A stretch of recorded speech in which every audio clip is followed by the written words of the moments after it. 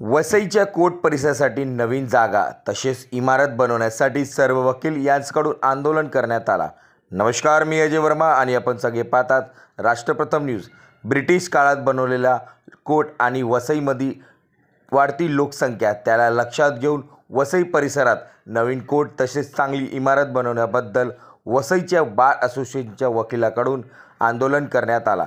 त्याची अशी मागणी होती की त्या ठिकाणी आता वसई कोर्ट आहे तीच जागा त्यांना कमी पडत आहे, पण येणारा जाणारा पोलीस आरोपी तसेच इतर कामासाठी आलेले सर्व लोकांना त्या ठिकाणी त्रास व्हायला लागला आहे। एवढे केसेस पेंडिंग आहे असल्यामुळे कारणसुद्धा ती जागा आहे।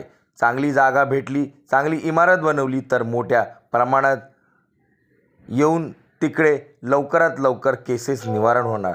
त्या संदर्भात बार असोसिएशनच्या वकिलांकडून पालघरचे नवीन खासदार तसेच वसई विरार तालुक्याचे आमदार आणि वसई विरार महानगरपालिकाचे आयुक्त यांना सुद्धा निवेदन करण्यात आला।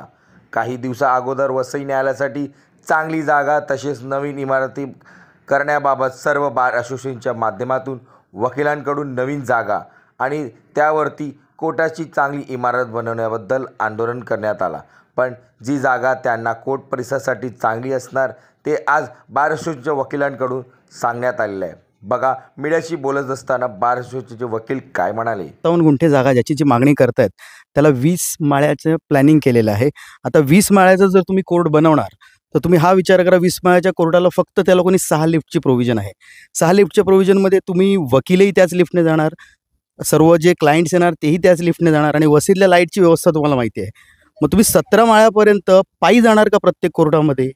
कोर्ट उभं बांधण्यापेक्षा आडवं बांधलं तर ते जास्त सोयीचं ठरेल आणि आपल्याकडे जर चांगला पर्याय उपलब्ध आहे तर तो का नाकारावा? आता काहीकांचं म्हणणं आहे की कोर्ट हे कोर्टाच्या जवळच्या जागेवरच पाहिजे, तर ही जी जागा आहे ही कोर्टाच्या जवळ आहे, इथे बांधकाम होऊ शकते आणि चांगल्या प्रकारे होऊ शकते। आपण पुन्हा तो कमी जागा का घ्यावी? कमी जागा घेतल्याने पुन्हा थोड्या वर्षामध्ये तोच प्रॉब्लेम उद्भवणार आहे। मागे सुद्धा नवीन कोर्ट बांधलं, पण नवीन कोर्टामध्ये सफिशियंट आपल्याला जे जजेस मिळाले पाहिजे तेवढे मिळत नाहीत। आज एवढ्या पेंडिंग केसेस आहेत वसई कोर्टामध्ये, जवळजवळ 110 ते 120 जजेसची गरज आहे आणि तुम्ही 20 माळ्यामध्ये किती कोर्ट देणार आम्हाला? म्हणजे पुढच्या एक 5-6 वर्षामध्ये म्हणजे आता जी करंट गरज आहे कोर्टाची ती भागवण्या एवढे सुद्धा तुम्ही जजेस आम्हाला देत नाही आहेत, तर ती बिल्डिंग बांधेपर्यंत 5 वर्षात हा आकडा किती मोठा होईल? आता किती जजेस आहेत?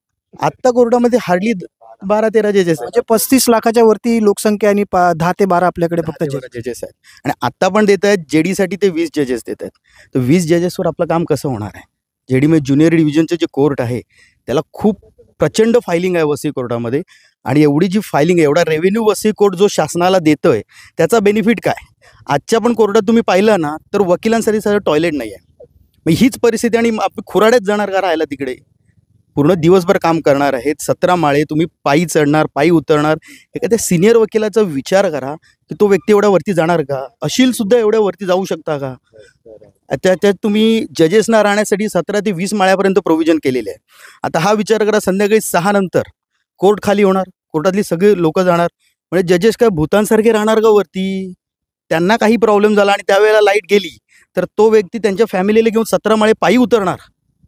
हे प्रॅक्टिकली पॉसिबल वाटत नाही आहे। कुठेतरी गोष्टी चुकीच्या आहेत, थांबल्या पाहिजेत। आम्हाला काय कोणावर पर्सनल आकस नाही आहे, पण येणारी पुढची पिढी खरोखर शिव्या खालेल जर आम्ही याच्यासाठी सेक्शन 37 मध्ये हे कन्वर्जन होऊ शकते आणि ते नगरपालिकेचे जे कमिशनर आहेत त्याला पॉवर आहे।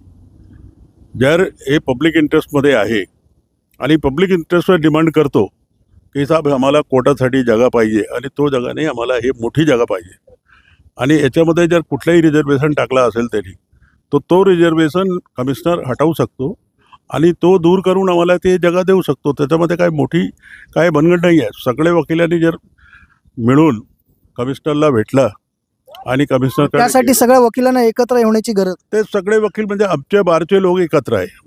आमच्या बारमध्ये करीब 550-600 मेंबर आहे, ते सगळे एकत्र आहे आणि ते सगळे जाऊन जर कमिशनरला भेटले किंवा मीटिंग मध्ये एक पास करून रेझोल्युशन त्याला दिला तो त्याला विचार करावा लागेल आणि हे कन्वर्ट होऊ शकते आणि ते मिळणार. बघा ना, गाड्या 2 व्हीलर आहेत, 4 व्हीलर आहे, हे सगळे आहे. हे महत्त्वाचे मुद्दे आहेत. जे महत्त्वाचे मुद्दे ते लोकांपर्यंत पोहोचले पाहिजेत.